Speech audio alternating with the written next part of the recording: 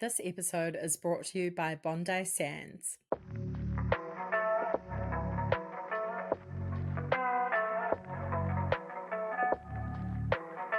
Welcome back to the Kiwi Wedding Podcast and the first episode back for 2025. My name is Lydia and I am a wedding photographer at Lydia Rachel Photography and your host. If you're in New Zealand or the Southern Hemisphere, I hope you've been having a lovely summer and celebrating Christmas and New Year's with family and friends. I can't believe we're in a fresh new year, 2025. And just hoping that this is your year, whatever that means for you. If you're getting married this year, exciting, congratulations. This is truly your year. And if you're a new listener of the podcast, welcome, congratulations. If you just got engaged, I've seen a lot of engagements popping up on social media. It's definitely a popular time over that Christmas and summer holiday period, which why not? You're relaxed, often surrounded by family, friends, a great time to celebrate. And really excited to have you here and hopefully help you on your journey. It's a busy season for all of us vendors and so cool seeing all the weddings that we've been talking about and helping our clients with coming to life. I've had a lovely break at the beach and excited to be getting back into work, but definitely squeezing in some more beach time and swims whenever possible. I'm really excited for the podcast this year. I've got some exciting dreams and hopes for it, and I'm so grateful for the community I've already been able to build and will continue to. I absolutely love meeting all of you, having these conversations, chatting in the DMs on social media. So always feel free to reach out. Let me know what you're loving, what you'd like to see more of in the podcast. I know I've said that a bit in the last few episodes, but just want to reiterate that. It's a two-way chat, and I love to hear what you're thinking, feeling, struggling with, loving in wedding world. On our first episode back, I'm chatting with Taryn today. She was recently married and she's also a wedding vendor. She's a hairdresser and bridal stylist. You can find her on Instagram at Hair with Taryn. And I absolutely loved this chat, hearing all about her experience as a bride and then also a bit of behind the scenes from being a vendor. Taryn is refreshingly honest. She really thought through every element of a wedding and all the traditions that can surround it and questioned them and made some choices that people may find controversial, but was really interesting to hear about.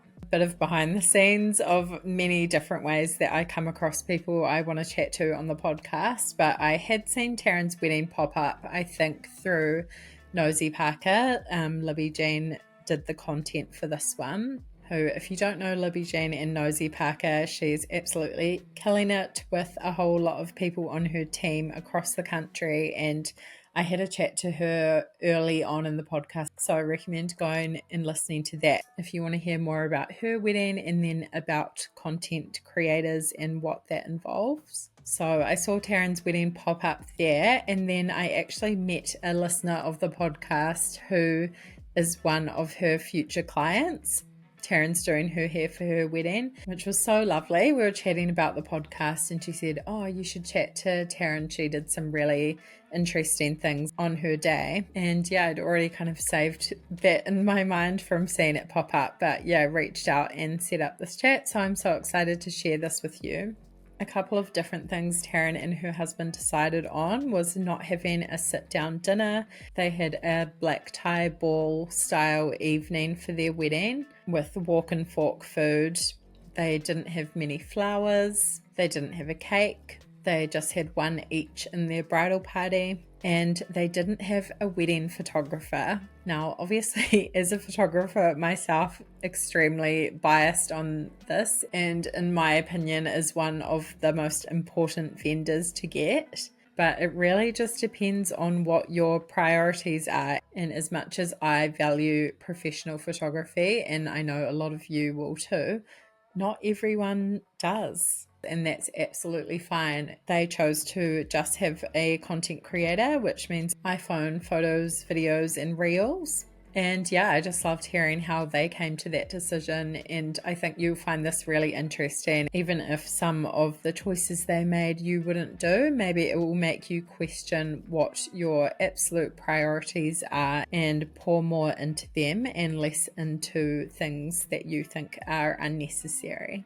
Taryn had lots of amazing advice on focusing on what matters most, how being together for such a long time and really established in their lives made their decision making a lot easier. They know what they like, who is important, what relationships have stood the test of time. And also working in weddings, seeing a lot of things that she thought she would do or not do and how this informed their planning process. We get some amazing tips on hair and prep leading up to your day, whether it's necessary to have a hair trial, and some great advice on what to think about when you're choosing your bridal stylist. So much goodness in this one. I think it's a great way to kick off the year, and I know you're going to love it. Excited for everything to come in 2025.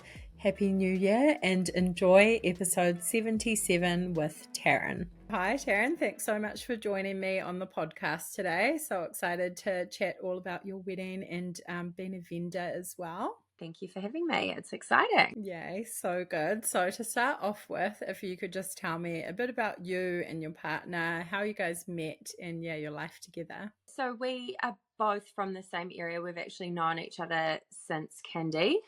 We went to primary school together and we actually went out in high school as well and just stayed friends right through. And I moved back to New Zealand about a decade ago and we just sort of reconnected in that manner. And yeah, we've been together ever since. We're both in our mid-30s. We've been together for a long time though. So this was just kind of the last chapter to our story, I guess, for now. Yeah, oh, so cool. I love that. Younger connections and then reconnecting later. So good.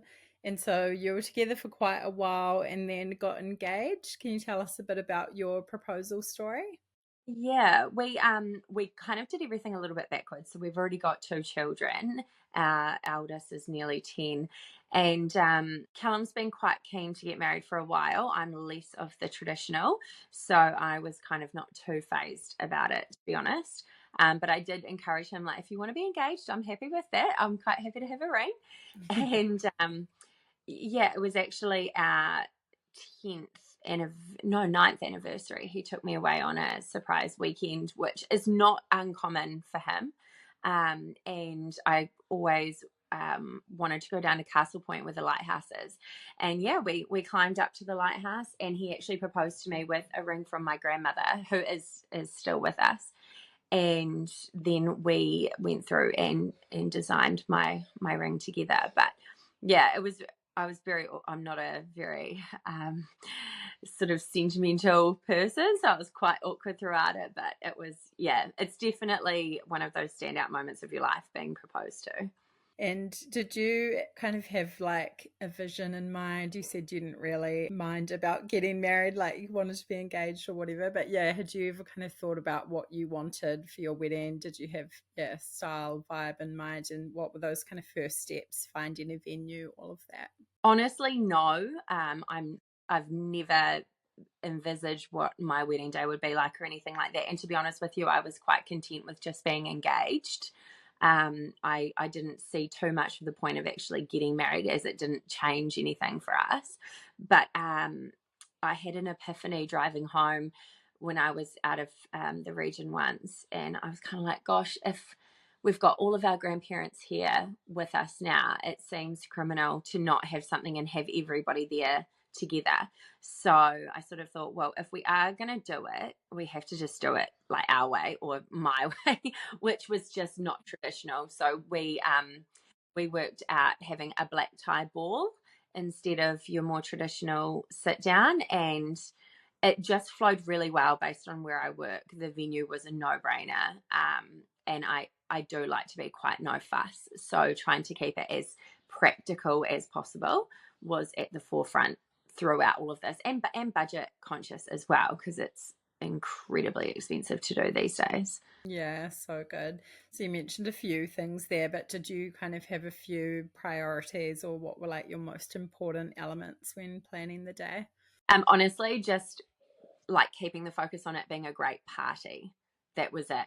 So for me, it was the ingredients for a good party for myself, which is people, music, and booze. And so those were my three main elements, and I kept them at the solid core of everything, because I'm a true believer that you can have all of the things but not the right group of people and it just be okay. Or you can just have the best people, fab music, and enough drinks, and it just be the best night and a great party for everybody. So yeah, my main focus was the people, and I think at this point in our lives, you're very, very certain of who you really want to be there and who is okay not being there, and you've got your really core group as well. And music was a really big one for us, which actually didn't work out how we had booked it, as we got closer to the wedding. But yeah, music and alcohol. I mean, I go to a wedding to socialize and to party, not to eat, which is quite different for some people. But yeah, that was my main thing. I just wanted everybody to have a fantastic night, just a really great party, and not so much focus on just the two of us, like some weddings can be. And we cut out of a lot of that sort of noise that you can get caught up in as you're planning a wedding, which, yeah, it's not a necessity, I don't think, to have all of the things. Yeah, there can be so many expectations around weddings, and you probably learnt a lot like working in the industry and just like going to weddings as well. But yeah, there's so much people think they have to do, but you can really just like make it your own. That was a real help, having witnessed so many weddings, not only friends and family, but also working at them, and you see the stress that can unfold on the day from all of the bits that actually just don't matter. Yeah. So it gives you a really great idea, and it's been quite good with my own brides upcoming, just to sort of give them a few tips, because if you've never done it, you don't know. Like to know then on the day that actually the things you've been freaking out about are just completely irrelevant to how you're going to enjoy your day. Yeah, such good advice. I often think that people, if you'd got married like in your younger 20s or mid 20s to like 30s, 40s, the list would look so different as well. So Yeah, maybe become a bit more ruthless, or just like solidify the most important relationships as well. absolutely. It really, getting married later in life is a real flex. You know your budget, you know your people, and you know what looks good on you, what you want out of a night out. It really does solidify your decisions so much easier and quicker, because you just don't, yeah, you're not so much all about that people pleasing. You know that your day and you just do it however you want. A lot of people did say that to me along the way too, when they sort of heard what we did. They were like, gosh, if I could have done it myself, like again, I absolutely would have done it that way, because it just eliminates so many little sort of to and fro's between decisions. Yeah, so good. And did you have a vision in mind for the dress? Were you quite relaxed about that as well? What was that whole process like? No, I've never envisaged my own wedding dress, but when we made the decision to actually get married, I'm a very decisive person. So I know what necklines I like, I knew what fabric I wanted, but I love a dress up, like I love a ball. And I appreciate piecing together an outfit and accessorizing everything and whatnot. And again, when you reach this point in life, you know what undertones look good on your skin color and what sort of look you want to go for.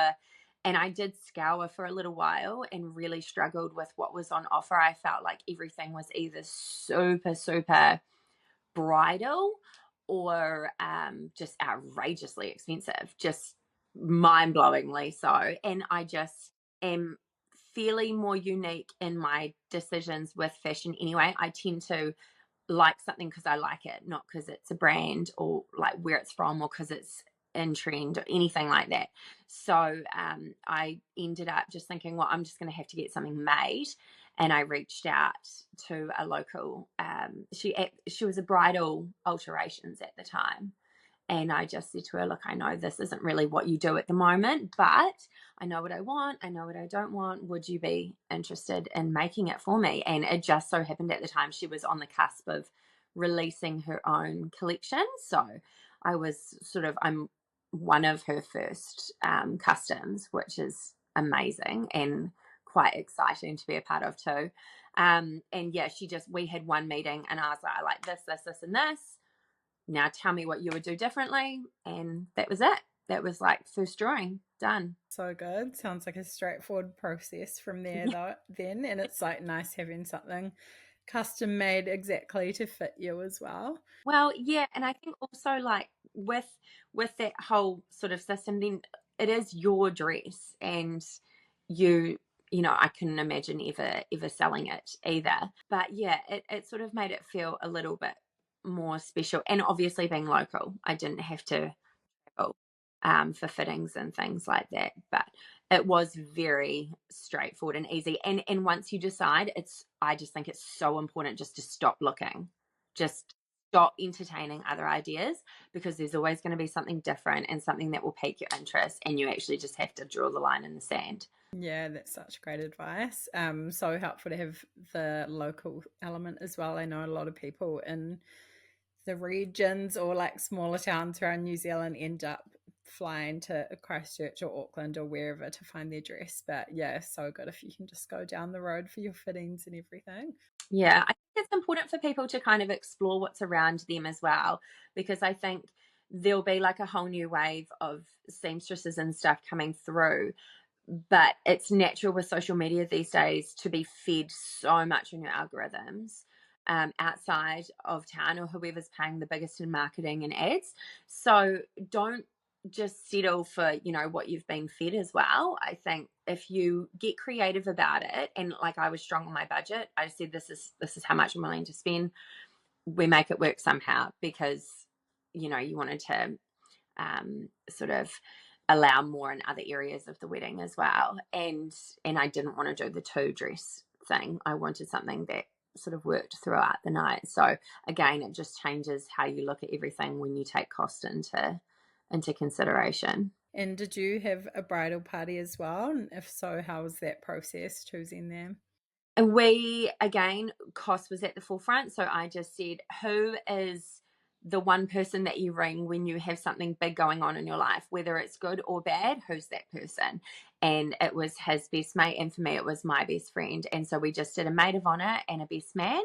And it just eliminated that stress of choosing siblings and then having to have that person and having to have that person and so forth. And we would have had them probably as our witnesses as well. So again, it was like, great, just two people that can stand up there with us. Obviously, our children were up there too. But yeah, again, that was one of my things from working in weddings. One of the biggest stresses I find on the day is having to manage a bridal party. As the bride, you know, you don't have to then worry when you don't have them.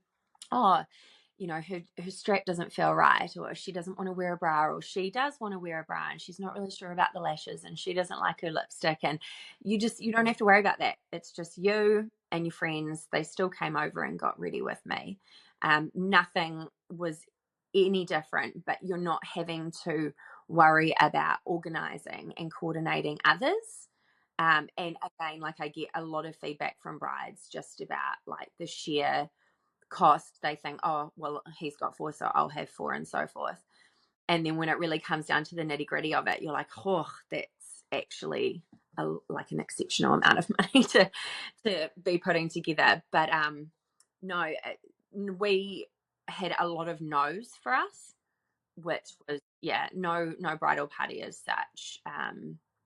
And we cut out so many other things, which we might get to later. But again, just establishing, like, in my experience, everyone was coming and going throughout the day. They used my makeup artist and so forth as they needed. And it just reduced the amount of things that you've really got to think about in the weeks leading up to the wedding as well, when all those little jobs start kicking in. Yeah, that's so great for people to hear. I think there's another way to do it. And I love that more people are like having no one or like a small bridal party and then having their girls still get ready with them and everything. But yeah, once you have a big one, it's like so many more elements come in, and even just like the physical amount of people to like round up and herd on the day for photos and if you're changing locations and all of that. So It's actually moving forward too. I've got quite a few brides this season that aren't having bridal parties.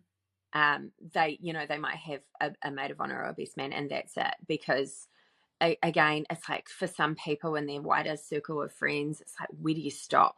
And then that ended in da da da da da, and you feel like you have to have them because they had you, and it just gets a bit out of control. So I think just down to one or none is a really great way to just make it way more enjoyable on the day.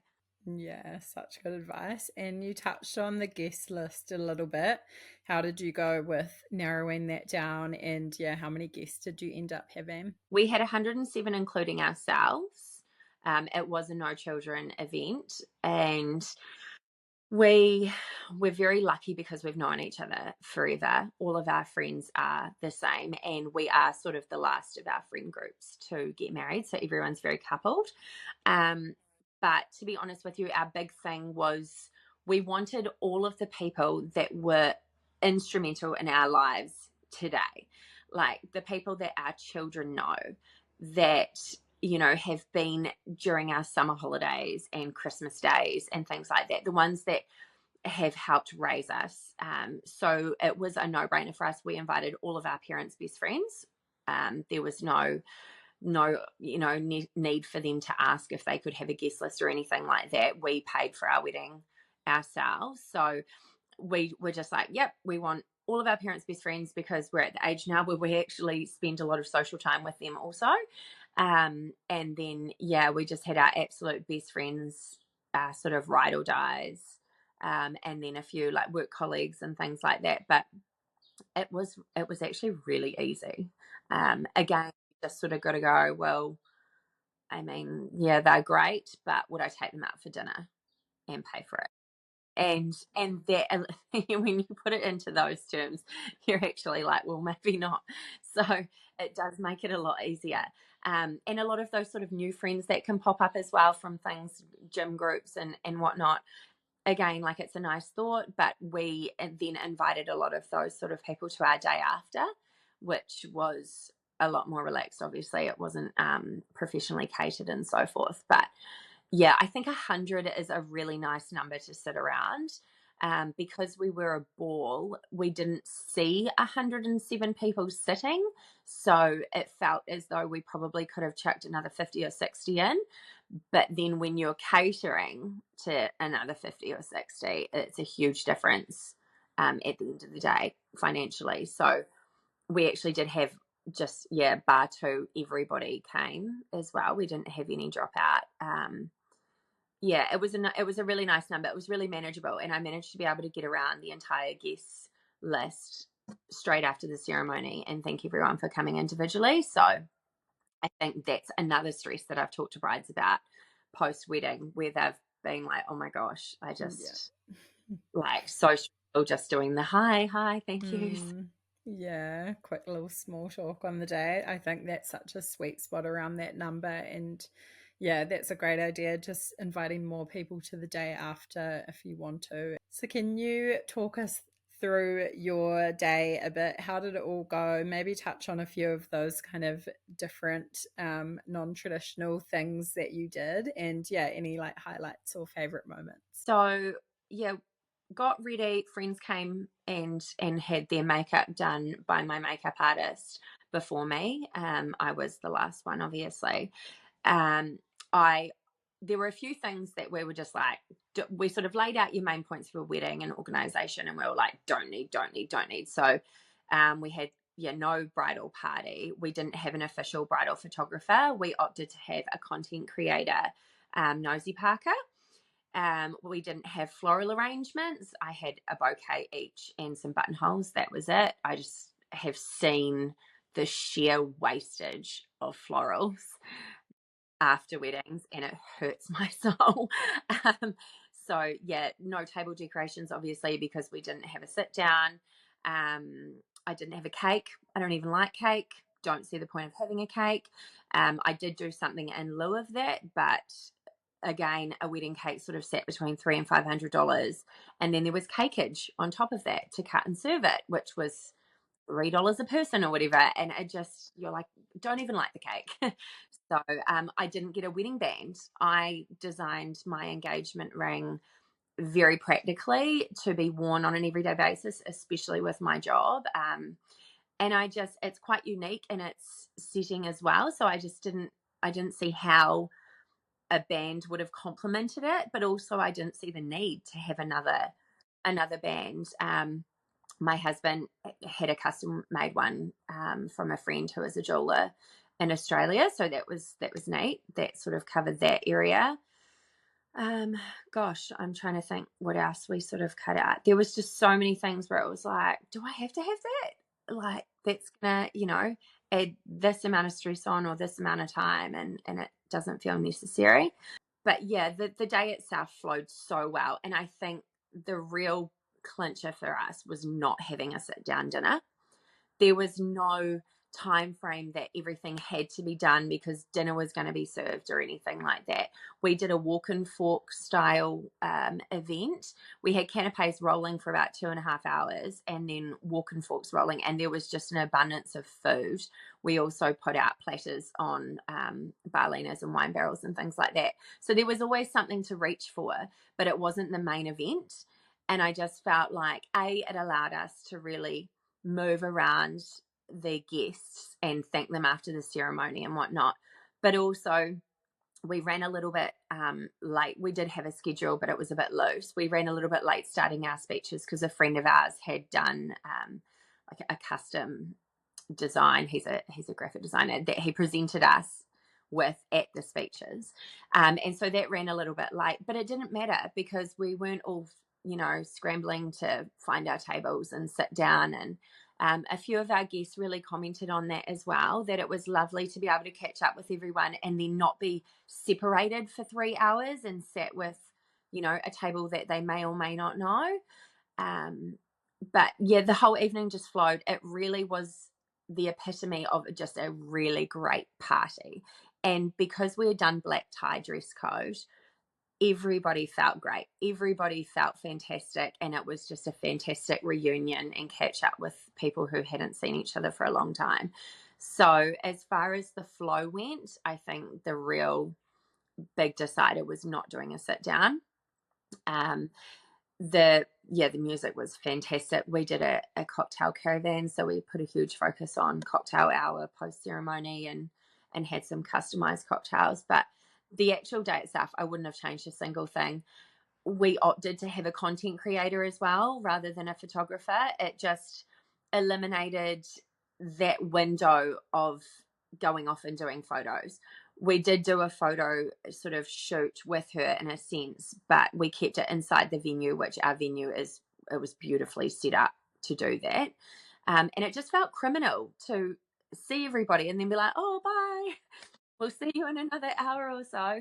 And my focus again was I really wanted event style photography. So I wanted photos of our friends and family laughing and dancing and having fun rather than the focus being on us and our family or bridal party. It just didn't seem necessary. I needed one great photo of us and the rest I just wanted other people to kind of, want to share a photo of themselves there. She also created reels for us. And again, another thing where I've had clients and friends that have done photographers, videographers. And I think if it's your real thing, absolutely. Like for some people, it's just the biggest thing that they want to really invest in. After talking to a few people, the common sort of theme came through that a lot of people had never printed a photo out or framed it and put it on a wall. I have one friend that's done it. The rest still have good intentions. And the others were they loved the videographer and whatnot, but Nosy Parker just wrapped it up as well. And so she made us a series of reels. We got all of our content the next morning. So it was, again, not having that waiting process. I do have a client at the moment it's been 8 weeks and she's still waiting. She's had her teaser and whatnot, but that was sort of my thing again. It's like I want it captured, but it's not my main focus. you know, someone can take photos, but it doesn't need to be, you know, a very, you know, bridal photographer. Yeah, the day was fantastic though. Like it was just, the other thing I say to my brides these days is you've hired the people, you've done all the organizing, just enjoy it. Just don't try and micromanage anyone. You've got the people, you've got the things, it's your day, have fun. And just let your hair down, take your shoes off if you want, and just dance and enjoy your night, because this is all the money that you've spent and all the time and organization that you've done. Just enjoy it, because I've seen the downfall when some haven't, and it's sad to see when the stress overwhelms them and there's tears on whatnot, and you just don't want that. So cool to hear all about that. Sounds like an amazing day, and yeah, very interesting. Obviously, being a wedding photographer myself, and then yeah, a lot of people that will seem like a controversial opinion to have no photographer, videographer. Libby Jean's amazing what she does, and so cool that you got all that content. I actually was shocked that I said, "You're it. We don't have anyone else," and she was like, "Oh," but I've got, it's nothing at all. I mean, I get professional shots done, family shoots and things like that. I very much value photography. I think that it's fantastic. But when it came down to the nitty gritty of it, and when you do start planning a wedding, the sheer cost of everything can be overwhelming, especially these days. And I don't know about other regions, but Hawke's Bay is just, like, it's wow. Yeah. Yeah, it's a wedding location, and I think you know, if you're lucky enough to have a big budget, and I've got clients that have huge budgets, then that's great. You know, you put your focus wherever it needs to be. But if you really just want those contents of like a great night and a great party, there's something out there. If it means, you know, catering it yourself and not seeing the food as the main event, or making your own dress. I've got a client that's making her own dress. There's things that's like you can do it your way. You don't have to follow this, like, I guess, instruction manual of what weddings is. It's become this though in the last 10 years. It's sort of become like this whole social media event, rather than, you know, of your vendors, rather than of what you want sometimes. And I think you're easily coaxed into things that you may not have done if it hadn't been shoved in your face. So yeah, it's just remember that it's what you want out of the day too, rather than what you feel like you should have. So I think these days we're lucky enough that there is something for everything. So if you don't want to do that, you can do that. And if you don't want to do that, you can do that, and so forth. So like there's a place for everything, and there's also like everybody has their things that they are like non-compromise. This is happening. And that's really important too. But that's what you have to establish at the start with your fiance, about what's going to be important. Because again, I hear the stories moving forward where they're like, nah, he just said, you've already got this, you're not having that. And, you know, it does, you don't want to have those sort of, I guess, confrontations when you're supposed to be organizing the happiest day of your love. Crazy how much stress it can cause. But yeah, such good advice and really interesting perspective. I think it's crazy to think like what would somebody's wedding look like if they didn't have social media, or they were like never online. Like we're so influenced by everything we consume all the time, which is just like the way of the world now. But yeah, it's hard to kind of put blinders on to that, especially in that season. Yes, I've got clients that are growing their own flowers in preparation for their wedding.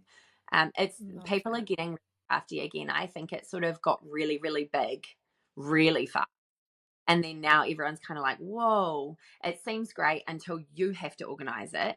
And then you start looking at the figures and you're just like, holy, like, how have people done this? How is that like all good? But yeah, just establish what's super important to you and what fits with your budget or your look of what you're trying to create, and get crafty if need be. Like, don't just accept things on a face value, I think. Ready for flawless wedding ready skin? Bondi Sands has your pre big day essentials covered. First, get glowing with the Everyday Skincare Babyface Retinol Serum, your secret to smooth, refined skin. With 0.5% retinol and squalene, it reduces fine lines, gives you that youthful radiance for a picture-perfect complexion. Gentle yet effective, this dermatologist-approved formula is fragrance-free and perfect for even the most sensitive skin. No clogged pores, just a soft, fresh glow. Next, protect your skin with the Bondi Sands Hydra UV Protect SPF 50 Plus Face Gel. Perfect for outdoor weddings or a sunny honeymoon, this water-based gel keeps your skin shielded from harmful UVA and UVB rays while feeling light and breathable. It hydrates without the greasy finish, layering invisibly under makeup so you can glow all day without a worry. Plus, it's gentle enough for sensitive skin. Bondi Sands, because your wedding glow should start with healthy, protected skin. Thank you so much to Bondi Sands for supporting this episode of the Kiwi Wedding Podcast. Was there anything you found hard about the whole process or that you look back on and regret or would do a bit differently? Honestly, nothing. The only thing I found hard, I wouldn't change anything and I definitely wouldn't do anything differently. But the one thing I found hard is the fact that you actually can't do a lot of stuff until that week. And it's the lists upon lists upon lists and writing, sort of delegating. Make sure that you're really, really good at delegating. I definitely see the value now in a wedding planner, or even not so much maybe a planner, but even a coordinator for the day. Somebody that you really trust because you can't be there. And if you are very strong on how you want things very specific, which most brides are, you actually just have to fully relinquish control come that day and just trust that you've educated everybody on how it needs to look and feel and whatnot, and you just have that one person that you've entrusted to set up the day as it needed to be. So I definitely see the value in a coordinator, but then I found I don't think that you can prepare anyone for the amount of brain space that it takes up leading up to the wedding. I must say I'm somewhat relieved that it's done because as exciting as it is and as fabulous it was, it really occupies a lot of your mind leading into it. So I wouldn't change a single thing. But yeah, just to try and make people aware that there are so many things that you can't do until that week off. So please make sure you take that week off work. Did you guys have a budget that you set from the beginning? If you're happy to talk about what that was and how did you find that whole process, that side of things? I realize these days that to do a catered party at your own house with no sort of hireage of marquees or anything like that, if you're doing food and alcohol and just food and alcohol, to be honest, you're probably going to be looking at 10 to 12 grand just at your own house, depending if for that sort of number of people. And I sort of thought, okay, we'll take in venue. I eliminated the need of hireage for a lot of stuff by getting a venue that had its own toilets and had a kitchen and you didn't need to have a generator at. And where we got married is beautifully laid out. So it was very minimal dressing. I didn't need florals because it's an atrium. It had trees indoor trees, indoor plants everywhere. It already had festoon lights, fairy lights. Like, your location and venue really sets the tone for how much admin it's going to be later on.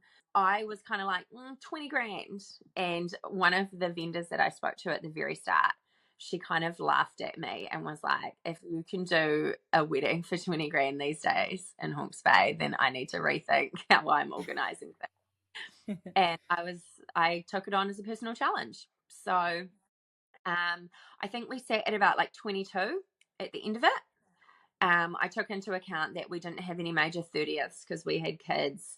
We're not near having 40ths or anything. And I was like, yep, cool.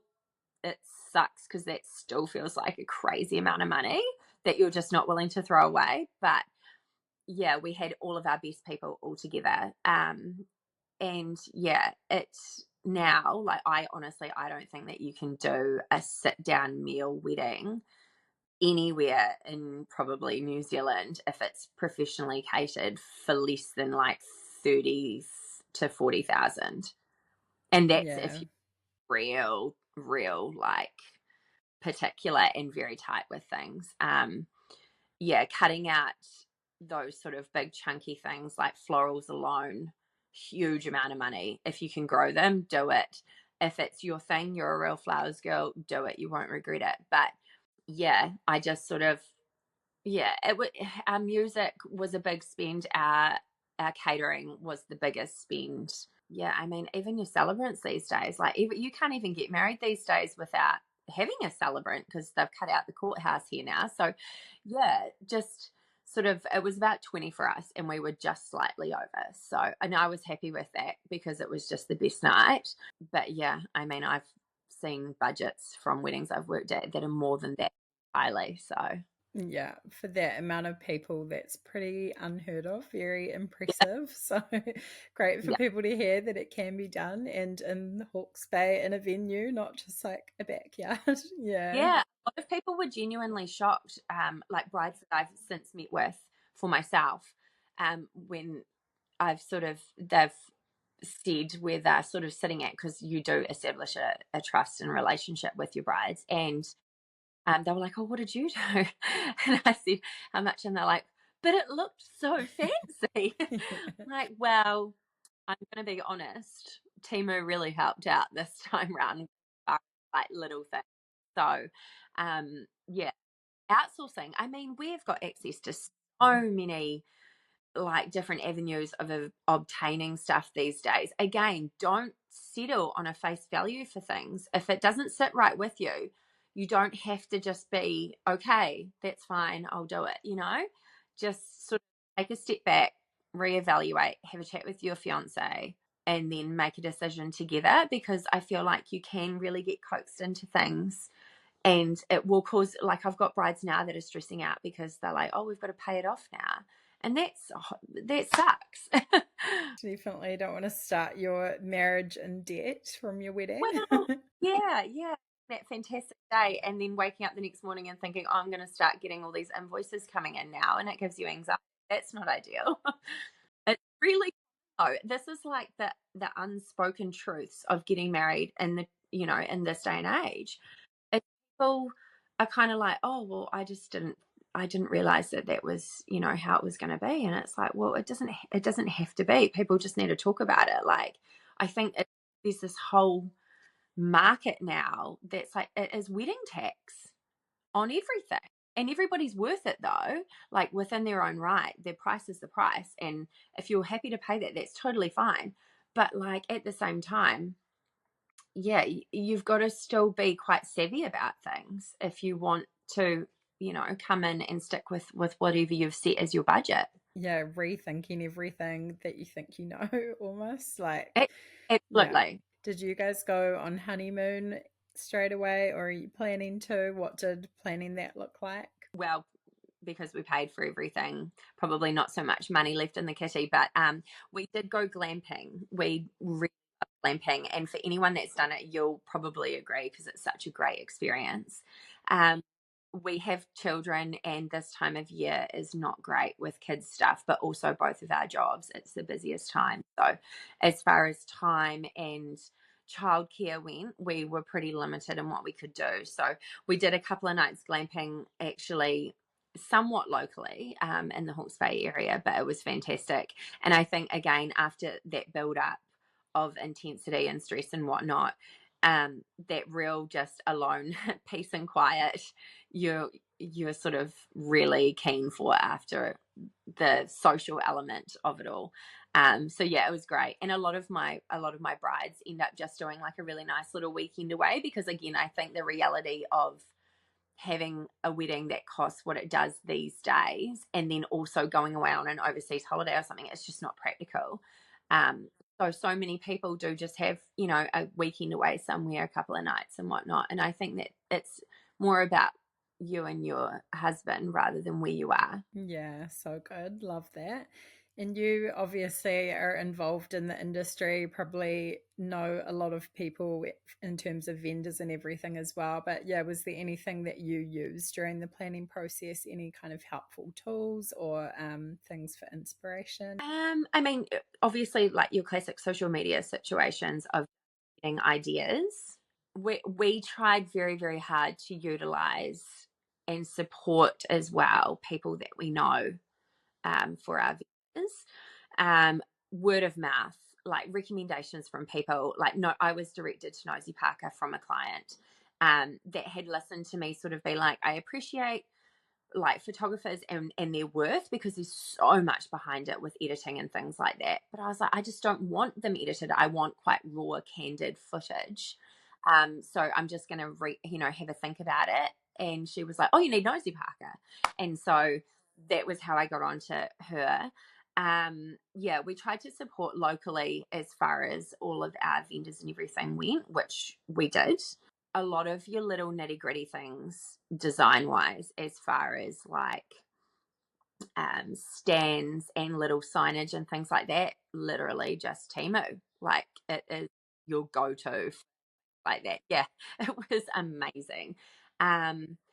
Yeah, just real like I think observing, like I really observed a lot of the weddings that I've been to and kind of like, wow, I probably won't do that. Or, oh, that was a good idea. Like we had an audio guest book. That's quite a new thing, but it was just one of the funnest things of the night. People had so much fun with it.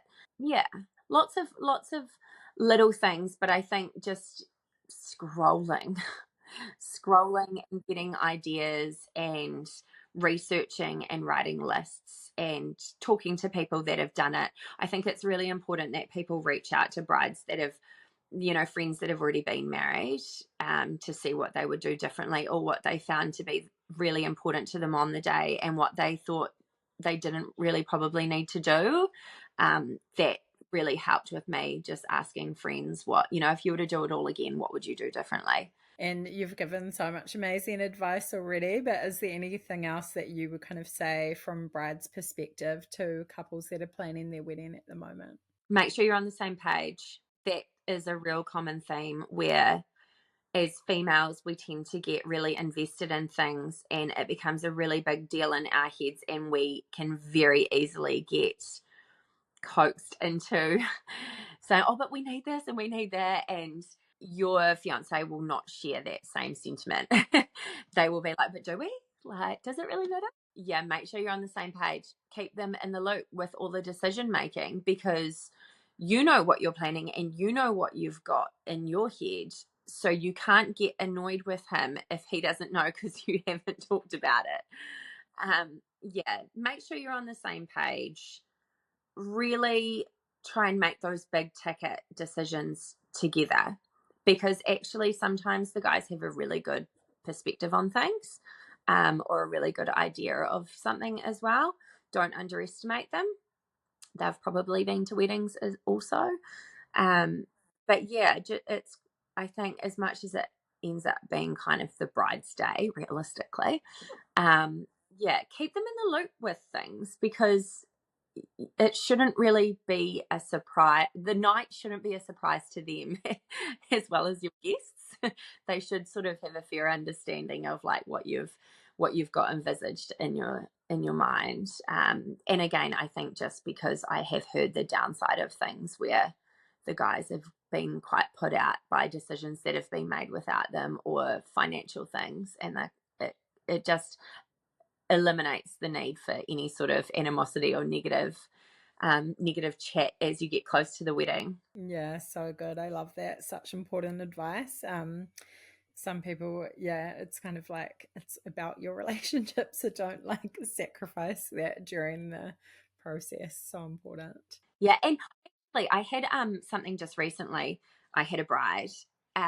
She decided to chat with her bridesmaids about her dress, and she wasn't feeling that 100% about doing that anyway, but she was like, oh no, I'll just sort of share where I'm at with it because she designed it. And they didn't sort of give her the feedback that she was probably hoping. And she said, I wish I just hadn't. Like, I wish I had Mm. done what I wanted to do because it's my dress anyway, and just surprised everyone on the day. And I was like, oh, that's a shame, that she had that experience. And so, and I kind of did the same thing. I didn't show anyone along the way bar my maid of honor, and only during one stage of it. And I just think, like, if you're concerned about there being something that's a little bit quirky that is not the norm or not seen as the norm, just keep it to yourself. And because actually other people's opinions don't matter on things like that. If it's something that you really want to do it. Don't get talked out of it as far as a design element goes. If it's a really personal thing, just, you do you, because it's your wedding. You're not there to impress others. Yeah, sometimes it's so hard having lots of conflicting opinions, or just, yeah, even just one or two that kind of sow those seeds of doubt for you. It's like, yeah, stick to your gut and what you actually like, and yeah, trust yourself. Absolutely. And what is married life like now? You said you feel like nothing really changed, but yeah, did you feel like you got any of the post-wedding blues or anything like that? A little bit, just with people leaving, because we had so many. Mm. That's definitely your big downfall. We had a bit of a wedding week. It was a bit of a festival. We had a lot of events leading up to it with group lunches and things like that, which I think, honestly, if you can do a big group lunch with all of your bestest friends beforehand, you won't feel so rushed to spend so much personal time with them on the day. You'll feel more comfortable about kind of schmoozing with the others that you've invited, because we really got to have that great catch up prior to the wedding. But yeah, married life is no different for us. I mean, we're nearly 11 years together, so it's very much same. I think it might feel a little bit different for him. He's quite keen on saying wife. I'm still getting used to saying husband. But no, to be honest, it's very much the same. I think our time of year really helped with the wedding blues situation, because we were Labour weekend. We really were at like that very start of event season. So it's kind of just rolled into all the next summer things now. We're quite lucky so many are coming back again for summer. So that's really helped. So cool to hear all about your experience. And yeah, I wanted you to chat a bit about the vendor side of things. So if people don't know already, you do hair. And yeah, can you just tell me a bit about how you kind of got into it, sort of your journey that's led you to where you are today? Well, I've been hairdressing on and off for a long, long time. And recently there's just become such a huge demand for bridal stylists in our area. A lot of stylists have left the profession altogether, and I always was available to my existing clients for styling their own weddings. And so recently, just because there have been so many referrals, I did decide to take on brides, then for their own weddings. The reason I only ever did my own clients was because it eliminated that dating period of getting to know your bride. We sort of discussed things right throughout the year. I coloured their hair to sit the way it needed to be. I cut their hair to sit the way it needed to be. And then it does eliminate that whole trial period. Whereas I find, doing brides these days that you don't know initially, you do obviously have to have that meet and greet and so forth. I'm not big on a bridal trial as such. I believe that a trial is a consultation. It's about establishing what you don't want on the day. It's about establishing the flow of the day, how it's going to look, what your bridesmaids are likely to have, hair types, how much hair I'm working with, and so forth. And then going over, your dress design, the neckline, and what's going to look the best for you. As far as a trial goes, I think these days, because people have reached out to me via social media, they've already seen what I've done. They've already had a lookbook of things that I'm capable of doing. And so it eliminates the need to actually have a physical trial. For some people, I kind of think like, well, you've had your bridal hair now. Do you want everyone to see your bridal hair now? Or are you just going to go and pull it all out and continue on your day? Which actually is most often what happens. When I kind of lay this out for brides, when they reach out to me, often they opt not to have a trial. Because it obviously is paid on top of. because it does, realistically, it's a number of hours that the hair is prepped and so forth on the actual day. So it's quite a lengthy process. But yeah, it's a really good meet and greet with your stylist. A bridal makeup's a little bit different if people do a makeup trial, because they often will tie it in with, a hens or an event that they're doing or whatnot. And everyone just loves their makeup being done. But as far as your bridal hair, it can be a little bit different, because sometimes your bridal hair is often not what you would normally wear in many ways. So it's a little bit unique, I think. So yeah, I often get requested for full trials, although that's not always the way. Some people want that, and that's fine. It really just is allowing more choice, I think. It's not allowing more options. It doesn't have to just be one way. Yeah, so interesting to hear a bit about that process. And yeah, obviously really helpful if you can get your actual hairdresser who like cuts, colors your hair and knows that whole journey to do it on the day, but obviously not possible for everyone. Some hairdressers don't do that, or you might have a destination wedding or whatever. But yeah, great to hear just about the whole trial thing as well. Might not be necessary, just a chat might help. And I think, yeah, booking vendors that you see their work and you like their style and trust them, then you're going to be Yeah, fine. absolutely. Is there anything you sort of say to brides leading up to their day that they can do to help prepare their hair or have it like in the best condition possible for the day? Yeah, definitely. I cover that all at our trial or our consultation. I always do a consultation, ideally 3 or more months before the wedding, and that allows me to have a really good look at people's hair and the condition it's in. I then will look through a calendar and say, right, this is when you really need to have a cut. If, like my bride just recently, I was like, right, you want to do your smoothing treatment, do it on this day because you don't want it too fresh. I really am extremely thorough with that sort of stuff, because your hair condition is everything for your finished result on the day. That includes your ends, because if you're wearing it down, you cannot polish dead ends. It won't. However, I do take my scissors to all my weddings as well. And if it's the case of having to cut something then and there, we do it. So, and that's for everyone, that's for bridesmaids included. But as far as tips and tricks, absolutely, I go through everything. So if they're very specific about having it one way and they're not doing things that will be conducive to that look, then I will send them in the right direction of everything that they should do in the lead up. I've got some of my out of town brides that I'm catching up with the week of the wedding, just to check how their hair's been cut. And in one case, I'm going to cut her shaping for her that week so that it'll sit right for the look she wants to do. So yeah, I think it's a whole service. It's not just, well, in my opinion, it's not just on the day. You are guiding and holding this bride's hand right leading up to it. It's super important. If there's some way that you can mitigate a problem or help in some way, like I say to all my brides, if you need help with anything, if you need any advice or you need to be pointed in the right direction, just please sing out.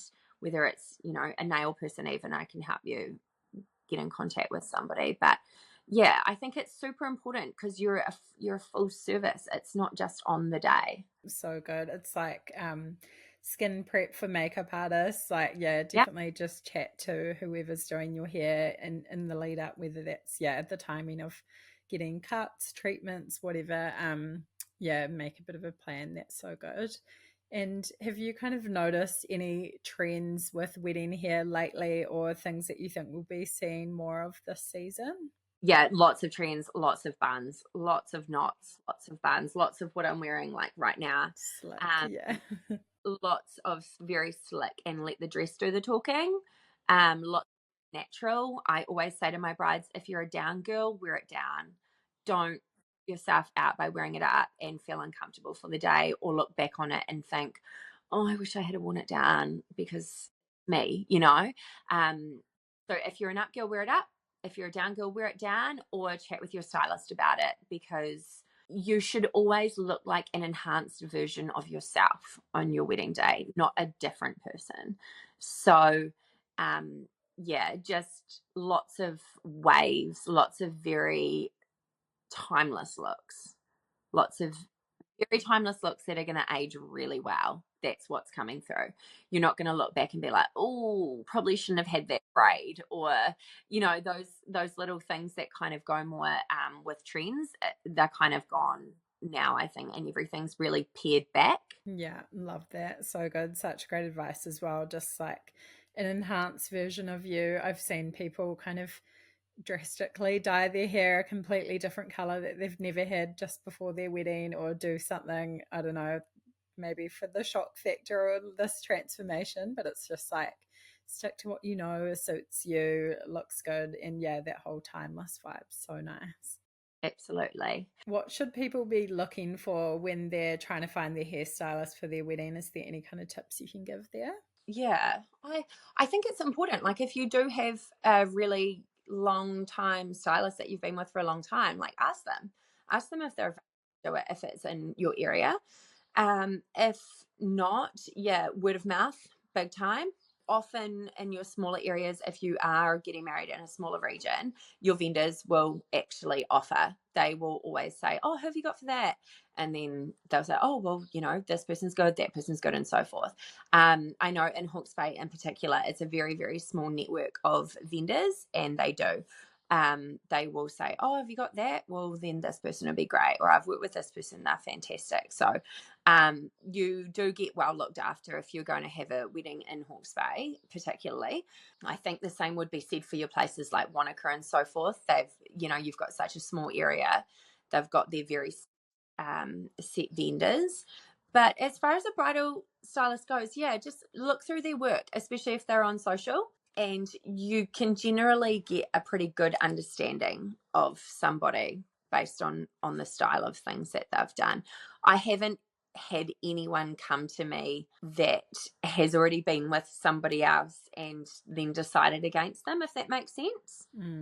I think these days you're pretty safe with social media. Yeah, great advice. Love that. So much amazing advice today. Is there anything else from the vendor perspective maybe that, yeah, you could give advice on? I know I send out like a list of just reminders that week to brides of how to have your hair, when your bridesmaids should wash it, and how it should be prepared for me on the day, and so forth. Oh, honestly, the advice I just always give them is, you've hired the people, you've done all the things, just enjoy it. Just enjoy it. There's no more that you can do on the day of your wedding. It's done. Like, just relinquish control and enjoy your day. And that's it. Because if you get too caught up in those little things, you'll miss everything happening around you. Just, yeah, enjoy your day with your people. Really, that's the most important thing, because at the end of the day, it's just a really good party. Amazing. It's been so lovely to chat to you today. Is there anything else you want to add as we wrap up? No, I think this is great though, this podcast. It's pretty intense planning a wedding of any size. I honestly don't think that it matters if you've got 300 or 30. The same elements apply. You've got your main factors that you have to take into account of a wedding of any size, and you genuinely can't know what to expect until you've done it. And it's now talking to brides afterwards, after the fact, that I'm just like, oh, I don't know how people do that multiple times. You definitely can see why people just stay together forever and don't get married or whatever if second time round. It's there's so many just elements to it. So yeah, I think don't have any regrets. Do the things that are really important to you, and don't get roped into doing the things that don't matter to you. I love that. I think people are going to get a lot out of this episode, and yeah, cool to have a bit of a different perspective on some things as well. So thank you so much for coming on. Thank you for having me, Lydia. It's been an honor to be asked as well. Thank you.